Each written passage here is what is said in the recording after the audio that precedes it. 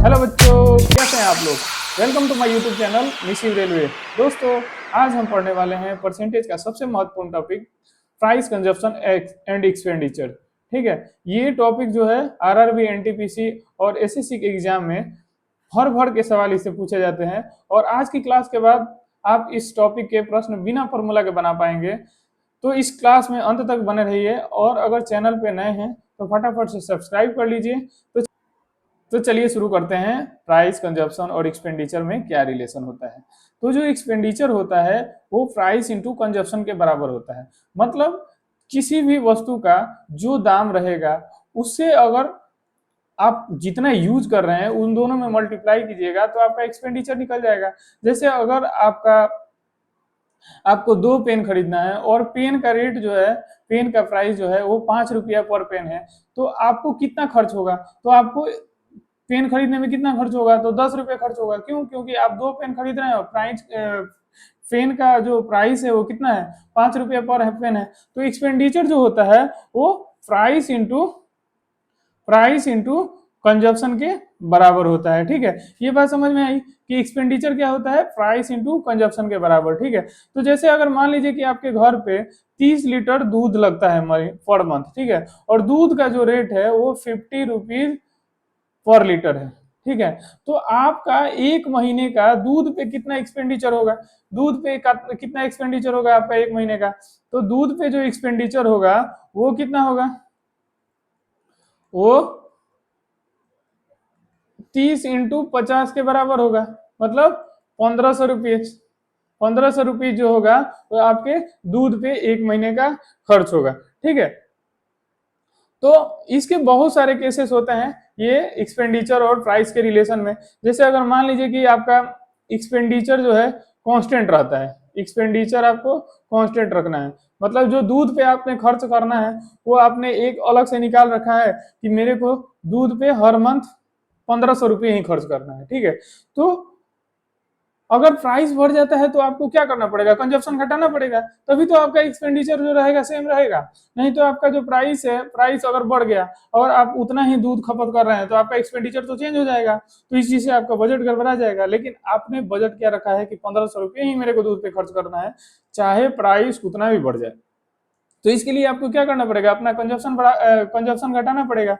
तो जब एक्सपेंडिचर जो होता है कांस्टेंट, तो प्राइस जो होता है वो क्या होता है, इनवर्सली प्रोपोर्शनल टू कंजप्शन होता है। मतलब अगर आपका प्राइस बढ़ेगा तो आपको कंजप्शन घटाना पड़ेगा, या अगर प्राइस घटेगा तो आपको कंजप्शन बढ़ाना पड़ेगा। क्योंकि आपने एक्सपेंडिचर जो रखा है वो सेम रखा है कि मेरे को 1500 रुपया ही खर्च करना है दूध पे, या अगर आप पेन पे खर्च करना चाहते हैं कि मेरे को 100 रुपये खर्च करना है।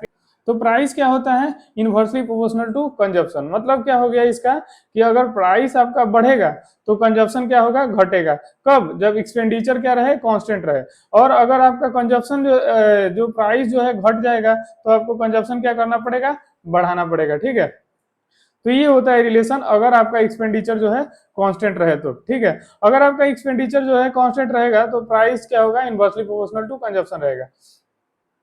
तो अगर आपका प्राइस जो है बढ़ रहा है, मतलब R% से बढ़ गया प्राइस, R% बढ़ रहा है प्राइस, तो कंजप्शन को कितना घटाना पड़ेगा, कंजप्शन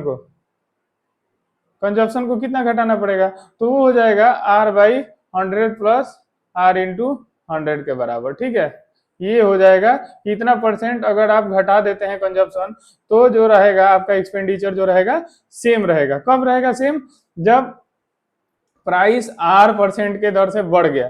जैसे मान लीजिए कि दूध का रेट जो है, ठीक है, दूध का रेट 10% इंक्रीज कर गया, दूध का रेट जो है 10% इंक्रीज कर गया, तो आपको कंजप्शन अपना कितना कम करना पड़ेगा, कंजप्शन दूध का कितना कम करना पड़ेगा ताकि आपका एक्सपेंडिचर जो रहे दूध पे वो सेम रहे। मान लीजिए कि वो 50 रुपये लीटर वाला ही केस था, 50 रुपये लीटर वाला ही दूध का केस था, और आपका शुरू में एक्सपेंडिचर कितना था, 30 लीटर था। ठीक है, जो शुरू में आपका कंजप्शन कितना था, 30 लीटर था। तो आपको जब ये 10% बढ़ जाएगा तो दूध का दाम कितना हो जाएगा, 55 रुपीज हो जाएगा। तो आपको कंजप्शन कितना कम करना पड़ेगा ताकि आपका जो प्राइस रहे वो, मतलब एक्सपेंडिचर रहे वो सेम रहे। तो आपको कितना कम करना पड़ेगा, तो 100 प्लस 10 इंटू 100 के बराबर, मतलब 10/110, 10/110 इंटू 100, मतलब 10 से 10 काट दीजिए, मतलब 100/11,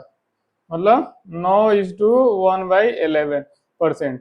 9:1/11% अगर आप अपना कंजप्शन कम करते हैं तो आपका एक्सपेंडिचर जो रहेगा वो सेम ही रहेगा, एक्सपेंडिचर जो रहेगा वो सेम रहेगा अगर प्राइस जो है 10% इंक्रीज कर जाता है तो, ठीक है। और इसको अगर रेशियो मेथड से देखते हैं, अगर आपका प्राइस का जो अनुपात होता है A/B है, और एक्सपेंडिचर अगर आप कांस्टेंट रखना चाहते हैं तो कंजप्शन का अनुपात जो हो जाएगा वो B/A हो जाएगा, B/A हो जाएगा। क्यों हो जाएगा? क्योंकि अगर मान लीजिए कि आपका प्राइस जो है 10% इंक्रीज कर गया, प्राइस जो है 10% इंक्रीज कर गया, तो प्राइस कितना हो जाएगा? तो 110% हो जाएगा, मतलब 11/10 हो जाएगा, 11/10 बोल सकते हैं ना। तो ये किस रेशियो में हो गया? 11:10 के रेशियो में हो गया। तो वहीं आपका कंजप्शन जो होगा वो कितना हो जाएगा? तो कंजप्शन इसके जस्ट अपोजिट, मतलब 10:11 के रेशियो में हो जाएगा, ठीक है। तो आपको कंजप्शन कितना घटाना पड़ेगा? तो 1/11, 1/11 आपको कंजप्शन अपना घटाना पड़ेगा, ठीक है। बात समझ में आ रहा है? कहीं कोई दिक्कत? ठीक है। वहीं अगर आपका प्राइस जो है गिर जाता है, कितना? R%, R%, अगर आपका प्राइस जो है डाउन चला जाता है तो आपका कंजप्शन कितना इंक्रीज होगा? कंजप्शन कितना इंक्रीज करना पड़ेगा? तो वो हो जाएगा, कंजप्शन कितना इंक्रीज करना पड़ेगा? तो वो हो जाएगा R/100 माइनस R इंटू 100 के बराबर, ठीक है, 100% के बराबर, ठीक है। अगर आपका एक्सपेंडिचर जो है कांस्टेंट रहता है तब के केस में है ये सब कब है? जब आप एक्सपेंडिचर जो है कांस्टेंट रखना चाहते हैं। तो आपका दो फार्मूला निकला। कौन कौन सा फार्मूला निकला? कि अगर आपका एक्सपेंडिचर सेम है और आपका प्राइस जो है R% से इंक्रीज कर गया तो आपका कंजप्शन का क्या होगा? मतलब कंजप्शन को कितना कम करना पड़ेगा? तो R/100 प्लस R इंटू 100 के बराबर कम करना पड़ेगा। उतना परसेंट आप अगर अपना कंजप्शन कम कर देते हैं तो आपका एक्सपेंडिचर जो रहेगा वो सेम ही रहेगा। वहीं अगर आपका प्राइस जो है घट जाता है R% से तो कंजप्शन आपको कितना बढ़ाना पड़ेगा? तो R/100 माइनस R इंटू 100 के बराबर, ठीक है। ये अगर इतना आप बढ़ा देते हैं तो आपका एक्सपेंडिचर जो रहेगा सेम रहेगा। तो चलिए एक क्वेश्चन के माध्यम से देखते हैं, इसको समझते हैं, ठीक है। जैसे ये क्वेश्चन है कि अगर चीनी के मूल्य में 20% की वृद्धि हो जाती है तो एक परिवार को अपनी खपत में कितने प्रतिशत की कमी करनी चाहिए ताकि कुल खर्च अपरिवर्तित रहे? तो ठीक है, इसको हम लोग दोनों मेथड से देखेंगे, ठीक है। दोनों मेथड से कौन सा? कि एक तो फॉर्मूला मेथड हो गया और एक हो गया आपका रेशियो मेथड। रेशियो मेथड बहुत इजी है। रेशियो मेथड क्या है? बहुत इजी है। तो पहले हम लोग फॉर्मूला मेथड से देखते हैं। फॉर्मूला मेथड क्या कहता है कि कंजप्शन जो कितना डिक्रीज करना पड़ेगा? कंजप्शन डिक्रीज कितना होगा? डिक्रीज कितना होगा? डिक्रीज परसेंटेज इक्वल टू क्या हो जाएगा? तो R/100 प्लस R इंटू 100 के बराबर। मतलब R यहाँ कितना है? कितना रेट से ये बढ़ गया है? चीनी का प्राइस कितना रेट से बढ़ा है? तो 20%। तो 20/100 प्लस 20 इंटू 100 के बराबर। मतलब ये क्या हो गया? ये 20×6 = 120, 100/6, मतलब 50/3, 50/3, यानी कि 16.2/3%। 16.2/3% अगर आप अपना कंजप्शन कम करते हैं तब आपका जो खर्च रहेगा वो अपरिवर्तित रहेगा, ठीक है। वो जो रहेगा आपका अपरिवर्तित रहेगा। अगर इसको हम लोग रेशियो मेथड से बनाए तो कैसे बना सकते हैं? रेशियो मेथड से, जैसे शुरू में आपका चीनी का मूल्य कितना था? 100। अगर 20% बढ़ गया, 100% था शुरू में चीनी का मूल्य, क्या था? 100%। 20% बढ़ गया तो वो कितना हो जाएगा? 120 हो जाएगा प्राइस। चीनी का प्राइस में क्या हुआ? 100 से वो कितना हो गया? 120 हो गया। तो न्यू प्राइस और ओल्ड प्राइस में क्या रिलेशन आ गया? तो 6:5 का। अब हमारा कंजप्शन क्या कहता है कि जब आपका एक्सपेंडिचर जो है कांस्टेंट रहेगा तो आपका कंजप्शन जो होगा वो प्राइस के जस्ट अपोजिट हो जाएगा। मतलब अगर आपका कंजप्शन किस रेशियो में आ जाएगा? कंजप्शन जो होगा वो 5:6 के रेशियो में आ जाएगा, ठीक है। तो पहले आपका कंजप्शन कितना था? पहले आपका कंजप्शन जो था 6 था, अभी कितना हो गया है 5 हो गया है, तो कितना चेंज हो गया है, तो 1/6, 1/6 चेंज हो गया है। तो इसको 100 से मल्टीप्लाई कीजिएगा तो ये किसके बराबर हो जाएगा, 16.2/3% के। ठीक है, तो इसे भी आप निकाल सकते हैं, इससे भी आप निकाल सकते हैं, दोनों मेथड से, दोनों मेथड में आपको बता दिया। ठीक है, अब आगे वाला है कि अगर आपके एक्सपेंडिचर में भी आप कुछ बदलाव करना चाहते हैं, जैसे मान लीजिए कि आपका जैसे जैसे मतलब महंगाई बढ़ रहा है, आपको भी आपका डियरनेस अलाउंस थोड़ा सा बढ़ गया, तो आप सोच रहे हैं कि अपना डियरनेस अलाउंस भी मैं थोड़ा सा इसमें लगा देता हूं ताकि मेरा जो कंजप्शन है वो ज्यादा कम ना करना पड़े। जैसे मान लीजिए कि आपका किसी भी वस्तु का प्राइस जो है वो 20% से इंक्रीज कर गया, 20% इंक्रीज कर गया। ठीक है, और आपका जो डियरनेस अलाउंस है वो 10% बढ़ा है, 10% बढ़ा है, तो आप सोच रहे हैं कि मैं अपने दूध पे 10% एक्स्ट्रा लगा देता हूं। ठीक है, तो आप अपने एक्सपेंडिचर में भी क्या कर रहे हैं, 10% इंक्रीमेंट कर रहे हैं, 10% जो है अपना इंक्रीमेंट कर रहे हैं, लेकिन फिर भी आपको ये 20% के बराबर नहीं हो पा रहा है, तो आपको कितना परसेंट अपना कंजप्शन घटाना पड़ेगा, तो आपको कितना परसेंट अपना कंजप्शन घटाना पड़ेगा, इस केस में भी आपको कंजप्शन अपना घटाना पड़ेगा। ठीक है, कितना घटाना पड़ेगा, तो वो हो जाएगा कि R-E/100 + R × 100 के बराबर। ठीक है, मतलब जितना आपका प्राइस में इंक्रीज हुआ उसमें से आप अपना एक्सपेंडिचर में जो आप बढ़ाना चाहते हैं उसको घटा दीजिए और बटा में 100 + R लिख दीजिए, तो आपका जो है कंजप्शन कितना डिक्रीज होगा वो निकल जाएगा। ठीक है, तो मान लीजिए कि आपने क्या किया, प्राइस में 20% का इंक्रीज किया, 20% प्राइस में इंक्रीज हो गया, आपने अपने एक्सपेंडिचर में 10% और बढ़ा दिया। ठीक है, तो आपके कंजप्शन में कितना डिक्रीज होगा, तो 100 + 20 × 100, ये किसके बराबर हो जाएगा, तो 10/120 गुने 100, तो ये 0 से 0 चला जाएगा, मतलब 100/12। इसका मतलब क्या हो गया, 25/3, 8×3 = 24, और क्या होता है, 3×9 3×9, मतलब 8.33% जो है आपको अभी भी अपने कंजप्शन में कमी करना पड़ेगा, तभी जाके आपका क्या होगा कि आपका एक्सपेंडिचर जो रहेगा वो, अगर आप 10% बढ़ाते हैं तब आपके उतना खर्च कर सकते हैं। ठीक है,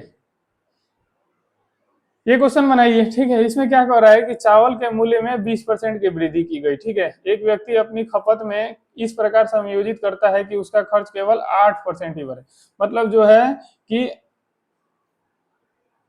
चावल के मूल्य में कितना रेट, प्राइस में कितना इंक्रीज हो गया, प्राइस में कितना परसेंट इंक्रीज हो गया, तो वो हो गया है 20%। ठीक है, वो अपने एक्सपेंडिचर में कितना परसेंट मैक्सिमम खर्च करना चाहता है, बढ़ाना चाहता है, तो वो बढ़ाना चाहता है 8%। ठीक है, 8% वो एक्सपेंडिचर में अपना बढ़ाना चाहता है, तो उसको कंजप्शन कितना कम करना पड़ेगा, यहाँ वही पूछ रहा है, कंजप्शन कितना कम, अपनी खपत कितना परसेंट समायोजित करना पड़ेगा, किस प्रकार समायोजित करना पड़ेगा, तो कितना खपत कम करना पड़ेगा, तो कंजप्शन कितना कम करना पड़ेगा, तो consumption decrease percentage equal to क्या हो जाएगा, तो R - E/100 + R × 100 के बराबर। ठीक है, तो यहाँ R कितना है, तो यहाँ R है 20 और E कितना है, तो E है 8, और बटा में 100 + 20 × 100 हो जाएगा। ठीक है, बात समझ में आ रहा है, कोई दिक्कत, तो ये किसके बराबर हो गया, तो ये हो गया 12/120 गुने 100, ये क्या हो गया 10, मतलब आपको अपना कंजप्शन जो है 10% कम करना पड़ेगा, अगर आप केवल खर्च में कितना बढ़ाना चाहते हैं, 8% ही बढ़ाना चाहते हैं तब। ठीक है, बात समझ में आई। चलिए, अब क्या होता है, क्वांटिटी बेस्ड प्रॉब्लम होता है। क्वांटिटी बेस्ड प्रॉब्लम क्या होता है कि अगर क्वांटिटी बेस्ड प्रॉब्लम कैसा होता है, जैसे कि अगर मान लीजिए कि अगर प्राइस में कुछ डिक्रीज होता है, प्राइस में कुछ परसेंट डिक्रीज होता है। ठीक है, तो कोई आदमी होता है वो अपने कुछ रुपीज में, मतलब सम रुपीज में, जैसे मान लीजिए कि वो 240 में कितना प्राइस में 20% डिक्रीज हो गया, 20% डिक्रीज हो गया, तो वो 240 रुपए में कितना अधिक खरीद लेता है, तो मान लीजिए कि 5 किलो अधिक चावल खरीद लेता है। तो यहाँ पे चावल का नया रेट पूछेगा और पुराना रेट पूछेगा कि पुराना रेट क्या था भाई, नया रेट क्या था, वो निकालिए। तो वो आप कैसे निकाल सकते हैं, ठीक है।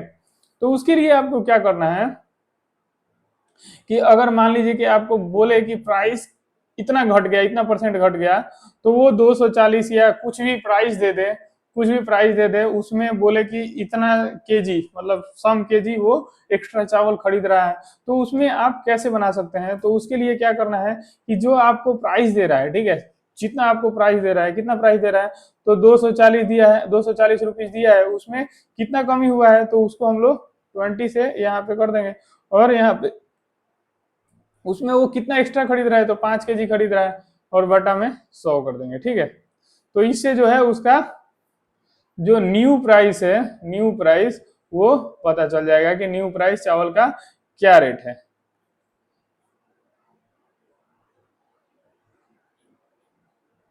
मतलब 8 रुपीज पर केजी अभी क्या मिल रहा है, चावल मिल रहा है। कब? जब उसका प्राइस जो है 20% डिक्रीज हो गया है और वो 240 रुपया में 5 केजी एक्स्ट्रा चावल खरीद पा रहा है, ठीक है, 5 केजी एक्स्ट्रा चावल खरीद पा रहा है, तब उसका न्यू प्राइस जो होगा वो कितना हो जाएगा, 8 रुपीज पर केजी हो जाएगा। वही आपको इस पे ओल्ड प्राइस पूछ दे कि बताइए कि ओल्ड प्राइस फिर कितना था, तो आप क्या बोलिएगा कि जो 80% अभी क्या है, 20% उसका क्या है, प्राइस डिक्रीज हुआ है।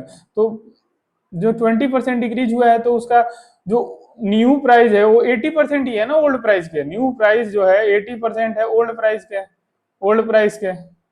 तो अभी न्यू प्राइस कितना है, न्यू प्राइस जो है 8 रुपीज पर केजी है, तो ओल्ड प्राइस कितना हो जाएगा, तो ओल्ड प्राइस जो हो जाएगा वो 10 रुपीज पर केजी हो जाएगा। क्यों हो जाएगा, ये जो जाएगा उधर जाएगा, उसमें 80% अगर 8 है, तो 100% कितना होगा, 80% 8 है, तो 100% कितना होगा, 10 होगा, तो ओल्ड प्राइस जो है कितना हो जाएगा, 10 रुपीज पर केजी हो जाएगा। बात समझ में आया कि नहीं है, बात समझ में आ रहा है ना, इतना आना चाहिए। चलिए ठीक है, इसके बाद ये वाला क्वेश्चन बनाते हैं जिससे आपको कुछ पता चलेगा, ठीक है। जैसे चावल की कीमत में 20% की कमी होने के कारण एक व्यक्ति 600 रुपया में 5 केजी चावल अधिक खरीद पाता है, तो चावल का प्रारंभिक मूल्य और नया मूल्य हमें निकालना है, ठीक है। तो हमने क्या देखा कि न्यू मूल्य जो होता है, न्यू प्राइस, वो क्या होता है, तो वो होता है कि आपका कितना रुपीज है, कितना रुपीज में आपको कितना एक्स्ट्रा मिल रहा है और कितना परसेंट बढ़ा है, उसी से हम लोग को मतलब रहता है, और किसी से मतलब नहीं है। तो कितना एक्स्ट्रा बढ़ा है, तो कितनी कमी हुई है आपको, तो 20 रुपीज, 20% जो है प्राइस में कमी आई है, तो 20% यहाँ लिख देंगे, 20% ऑफ 600 और बटा में 5, यही लिखना है बस। तो ये 20% को अगर चेंज कीजिएगा तो ये क्या हो जाएगा, 20/100 इंटू 600/5, यही कर रहे हैं, ठीक है। तो इसमें क्या हो जाएगा, ये 600 से 100 से 600 कट जाएगा, ये क्या हो जाएगा 4, तो ये कितना हो जाएगा 24 rupees per KG. 24 rupees per KG जो है न्यू प्राइस आ जाएगा। न्यू प्राइस कितना आया, तो 24 रुपीज पर केजी। और ओल्ड प्राइस क्या होगा, इसका ओल्ड प्राइस अगर निकालने के लिए बोले तो ओल्ड प्राइस क्या होगा, तो ओल्ड प्राइस क्या है, ओल्ड प्राइस जो होगा, पहले कितना था, पहले 100 था, आपने कितना कम कर दिया है, 20% उसमें कम कर दिया है। जो न्यू प्राइस है वो ओल्ड प्राइस का कितना है, 80% है। तो आपको न्यू प्राइस पता है कि 24 रुपीज पर केजी है, और ओल्ड प्राइस पूछ रहा है, तो ओल्ड प्राइस का 80% जो है, ओल्ड प्राइस का 80% जो है वो 24 के बराबर है। यहाँ से आपको पता चल जाएगा कि ओल्ड प्राइस का 80% किसके बराबर है, न्यू प्राइस है, न्यू प्राइस के। क्यों, क्योंकि ये ओल्ड प्राइस में 20% डिक्रीज हुआ है, तभी आपको मिल रहा है। तो ओल्ड प्राइस क्या हो जाएगा, ओल्ड प्राइस इजकल टू हो जाएगा, ये न्यू प्राइस कितना है 24/80 इंटू 100 के बराबर, ठीक है। तो 10 से 10 कट जाएगा, 8×3=24, मतलब 30 रुपीज जो पर केजी है वो आपका अभी का, जो पुराना दाम था वो कितना था, 30 रुपीज पर केजी। अभी का नया दाम कितना बना है, 24 रुपये पर केजी। बात समझ में आ रहा है कि नहीं आ रहा है, बताइए।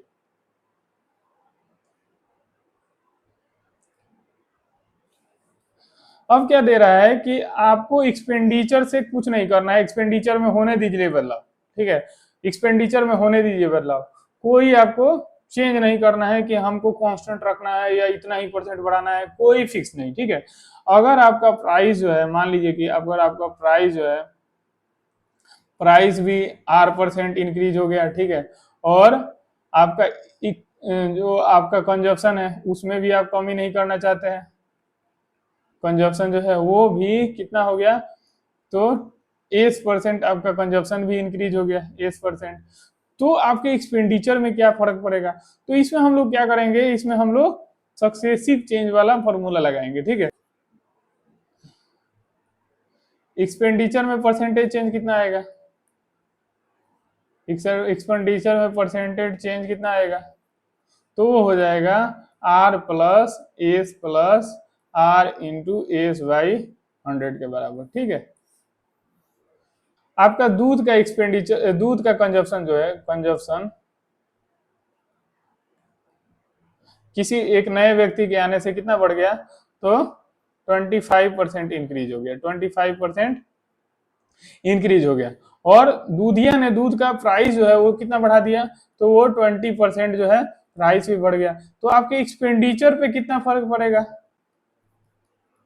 तो एक्सपेंडिचर आपका क्या हो जाएगा, तो अगर आप इस मेथड से निकालते हैं तो क्या हो जाएगा, 25+20+25 इंटू 20/100, मतलब यहाँ 5 हो जाएगा, 50 25, ये क्या हो जाएगा, 20 और 25 45, ये टोटल कितना हो जाएगा, 50%, मतलब जो आपका एक्सपेंडिचर हो जाएगा वो 50% इंक्रीज कर जाएगा, किसके लिए, दूध के लिए, ठीक है। अब इसको आप रेशियो मेथड से कैसे बना सकते हैं, तो आप इन दोनों को क्या कीजिए कि रेशियो में कन्वर्ट कीजिए, ये अगर दूध का कंजप्शन जो है 25% इंक्रीज कर रहा है, तो दूध का न्यू कंजप्शन और ओल्ड कंजप्शन के बीच क्या गैप रहेगा, क्या रेशियो रहेगा, तो वो 125/100 के बीच रहेगा, यानी कि 5/4, 5:4, और एक्सपेंडिचर जो प्राइस है वो 20% इंक्रीज कर रहा है, तो जो न्यू प्राइस है ओल्ड प्राइस है उसमें क्या रेशियो रहेगा, तो वो 6:5 का रहेगा,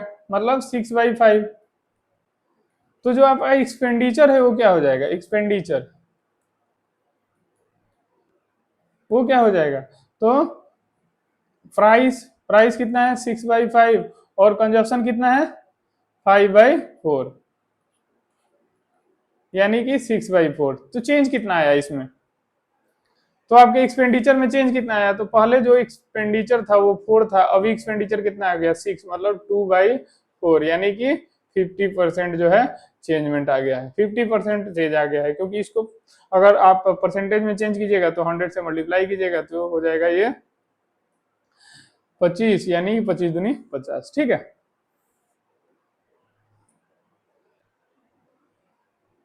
अब हम लोग सेम कॉन्सेप्ट जो रहता है, ये वाला जो हमारा कंजप्शन प्राइस और एक्सपेंडिचर में जो रिलेशन था, वही वाला रिलेशन हमारा किस में हो जाता है कि आपका रेवेन्यू, जो हमारा एक्सपेंडिचर था वो यहाँ पे रेवेन्यू हो जाएगा, और इनटू टैक्स रेट हो जाएगा, जो हमारा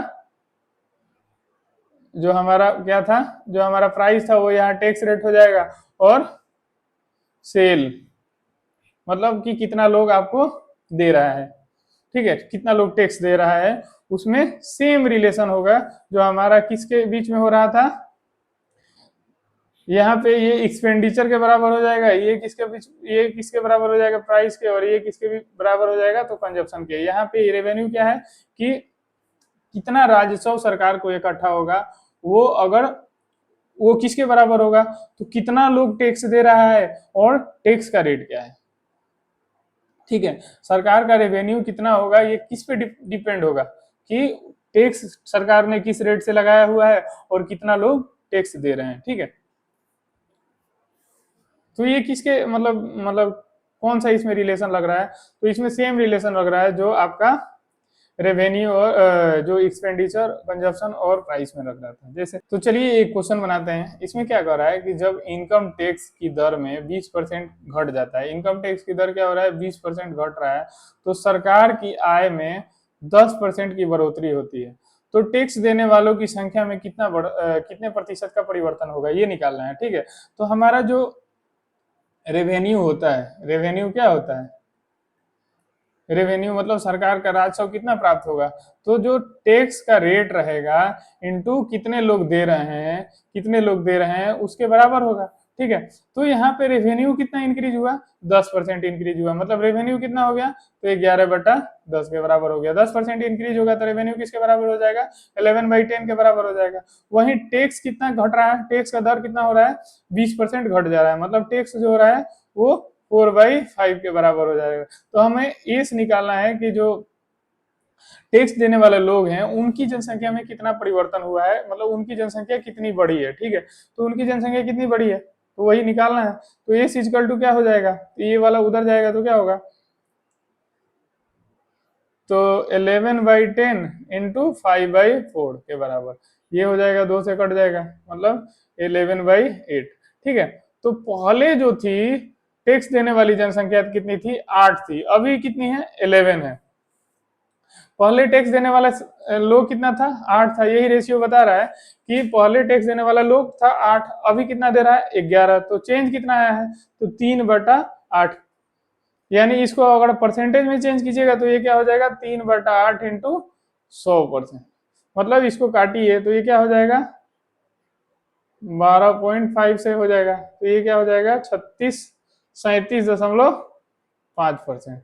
तो मतलब टैक्स देने वाले लोगों की संख्या में कितना का बढ़ोतरी हुआ है, तो 37.5% के बराबर बढ़ोतरी हुआ है। ठीक है, बात समझ में आया कि नहीं है। ठीक है, यहाँ पे क्या कह रहा है कि इनकम टैक्स की दर में 20% की घटोतरी हुई है, ये नहीं कि बढ़ोतरी हुई है, और सरकार के रेवेन्यू में 10% का इजाफा भी हो गया है।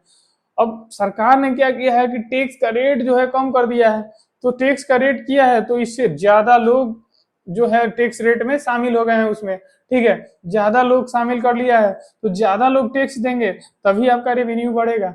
अब आपका रेवेन्यू बढ़ा है, रेवेन्यू बढ़ा है, टैक्स कम करने के बाद भी रेवेन्यू बढ़ा है, इसका मतलब क्या है कि लोग जो देने वाले हैं टैक्स वो ज्यादा बढ़ गए हैं। तो यही इसमें निकालना है कि कितना जो टैक्स देने वाले हैं लोगों की संख्या है उतना उसमें कितनी बढ़ोतरी हुई है, तो वो कितनी बढ़ोतरी हुई है, तो हम लोग निकाल, हमारा क्या होता है, revenue equal to tax into जो देने वाले लोगों का की संख्या है उसके बराबर होता है।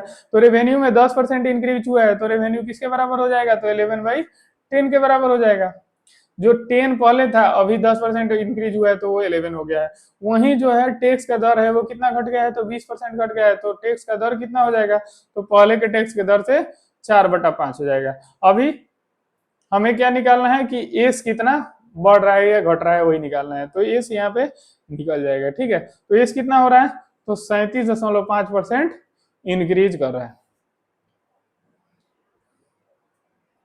अब ये वाला क्वेश्चन है कि पेट्रोल की कीमत में कितने प्रतिशत की कमी की वृद्धि की गई है, तो 25% की वृद्धि की जाती है। तो एक कार मालिक को अपनी खपत में कितने प्रतिशत की कमी करनी चाहिए ताकि उसका पेट्रोल पे खर्च जो है अपरिवर्तित रहे। ये सेम क्वेश्चन है किसका, एक्सपेंडिचर का और कंजप्शन वाला। ठीक है, तो इसमें क्या कर रहा है कि पेट्रोल का जो रेट है उसमें कितना, प्राइस में कितना परसेंट चेंज हो रहा है, प्राइस में 25% इंक्रीज हो रहा है, प्राइस कितना हो रहा है, 25% इंक्रीज हो रहा है। ठीक है, और हमें कंजप्शन को कितना परसेंट डिक्रीज करना पड़ेगा, कंजप्शन कितना परसेंट डिक्रीज करना पड़ेगा ये निकालना है, कितना परसेंट डिक्रीज करना है वो निकालना है। क्यों, क्योंकि एक्सपेंडिचर इसमें क्या है, कांस्टेंट है, क्योंकि वो पेट्रोल पे अपना खर्च जो है बढ़ाना नहीं चाहता है। ठीक है, तो हमें कंजप्शन कितना कम करना पड़ेगा, कंजप्शन कितना कम करना पड़ेगा ये बताइए, कंजप्शन कितना कम करना पड़ेगा, तो कंजप्शन कम करने का फॉर्मूला क्या होता है, R/100 प्लस R इंटू 100 के बराबर। तो यहाँ R कितना है, तो R है 25/100 प्लस 25 इंटू 100। ठीक है, तो ये क्या हो जाएगा, 5 से कट जाएगा, ये क्या हो जाएगा 20, मतलब उसको अपने खपत में 20% की कमी करनी पड़ेगी तब जो है उसका एक्सपेंडिचर जो है सेम रहेगा। इसको अगर आप रेशियो मेथड से निकालते हैं तो क्या कैसे बनेगा ये बताइए, अगर आप इसको रेशियो मेथड से बनाना चाहते हैं तो कैसे बनेगा, तो यहाँ पे प्राइस में कितना हुआ है, 25% का इंक्रीमेंट हुआ है। अब पर 25% का इंक्रीमेंट हुआ है प्राइस में, तो प्राइस क्या हो गया है बताइए? तो प्राइस 5/4 के बराबर हो गया है। पहले जो प्राइस 1 था, अभी प्राइस कितना हो गया है? 5/4 हो गया है, मतलब 5/4 गुना बढ़ गया है। ठीक है, तो आपका कंजप्शन क्या हो जाएगा? कंजप्शन जो होगा वो 4/5 के बराबर हो जाएगा। क्यों? क्योंकि अगर एक्सपेंडिचर जो है सेम रहता है तो कंजप्शन जो होता है प्राइस के जस्ट अपोजिट हो जाता है। ठीक है, तो इसमें कंजप्शन में कितने की कमी हुई है? तो 1/5 की कमी हुई है। तो 1/5 को अगर परसेंटेज में कन्वर्ट कीजिएगा तो क्या हो जाएगा? 1/5 इंटू 100 मतलब 20%। ठीक है, तो आपको ये सब याद रखना पड़ेगा कि 1/4 को अगर परसेंटेज में हम लोग बोलना चाहें तो कितना बोल सकते हैं? तो 25%। 1/2 को अगर बोलना चाहें तो कितना बोल सकते हैं? तो 50%। एक कितने के बराबर होता है? तो 100% के बराबर होता है। ठीक है, ये कुछ ये कुछ इंपॉर्टेंट फ्रैक्शन है जिसको हम परसेंटेज में बताए हैं। क्या होता है? एक जो होता है 100% के बराबर होता है, 1/2 50% के। ठीक है, और 1/4 25% के। ठीक है, वहीं 1/5 20% के, 1/8 12.5% के। ठीक है, ऐसे परसेंटेज को आप मतलब फ्रैक्शन को आप परसेंटेज में बता रहे हैं। ये सब याद रखना है आप लोगों को, ये याद रखिएगा तो ज्यादातर क्वेश्चन बनते रहेगा।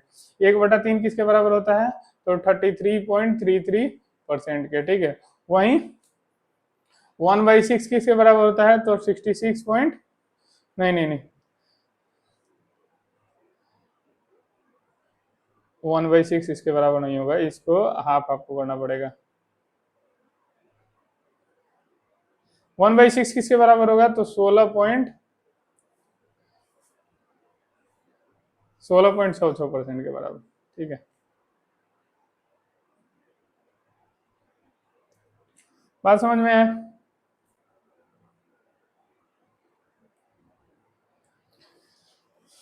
चलिए नेक्स्ट क्वेश्चन की तरफ। नेक्स्ट क्वेश्चन क्या बोल रहा है कि चीनी के मूल्य में 20% की कमी होने पर एक गृहिणी 240 रुपए में 6 kg चीनी जो है अधिक खरीद पाती है। चीनी का प्रति केजी घटा हुआ नया मूल्य हमें निकालना है। ठीक है, तो क्या होता है कि न्यू प्राइस इक्वल टू क्या हो जाता है? न्यू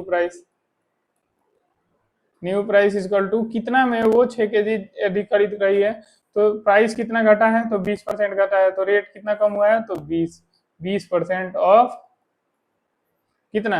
240 इक्वल टू कितना है? 6 kg चीनी के दाम के बराबर है।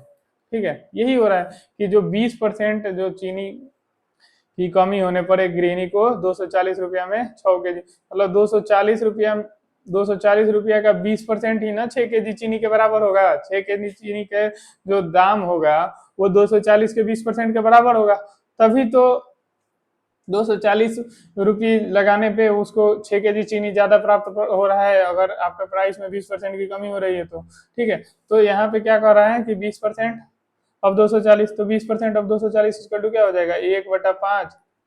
ये 20% को 1/5 भी लिख सकते हैं, इंटू 240 अब बटा में 6 से इसको काटिएगा तो ये 40 हो जाएगा, ये हो जाएगा 8, मतलब 8 रुपीज पर केजी जो है न्यू प्राइस आ जाएगा। ठीक है, तो आपका जो न्यू प्राइस वो किसके बराबर है? तो 80% ऑफ ओल्ड प्राइस है। 80% ऑफ ओल्ड प्राइस है। क्यों है? क्योंकि जो न्यू प्राइस है ऊपर क्वेश्चन में दिया हुआ है कि 20% की कमी करने पे न्यू प्राइस ओल्ड प्राइस में 20% की कमी होने पे जो न्यू प्राइस निकल रहा है, तो 20% कम है किससे? ओल्ड प्राइस है। तो ओल्ड प्राइस 100 था तो उसमें 20% कम करिएगा तो कितना हो जाएगा? 80 हो जाएगा। तो ओल्ड प्राइस क्या हो जाएगा? ओल्ड प्राइस इक्वल टू हो जाएगा कि न्यू प्राइस जो आ रहा है बटा में 80 इंटू 100। ठीक है, तो न्यू प्राइस कितना है?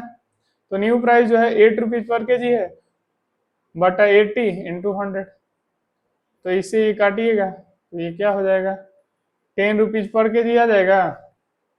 जो ओल्ड प्राइस होगा वो किसके बराबर होगा? तो 10 रुपीज पर केजी के बराबर होगा। अब ये वाला क्वेश्चन बनाइए। ठीक है, और बना के कमेंट में आंसर दीजिए। चलिए बनाइए।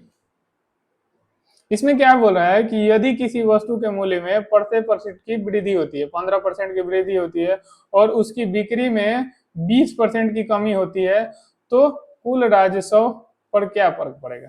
तो हमें राजस्व पे फर्क निकालना है, मतलब रेवेन्यू पे क्या असर पड़ेगा। तो रेवेन्यू इक्वल टू क्या होता है कि वस्तु की मूल्य क्या है, तो प्राइस में कितना वृद्धि हुआ है 15%, प्राइस इंटू कंजप्शन के, रेवेन्यू क्या होता है प्राइस इंटू कंजप्शन के बराबर होता है।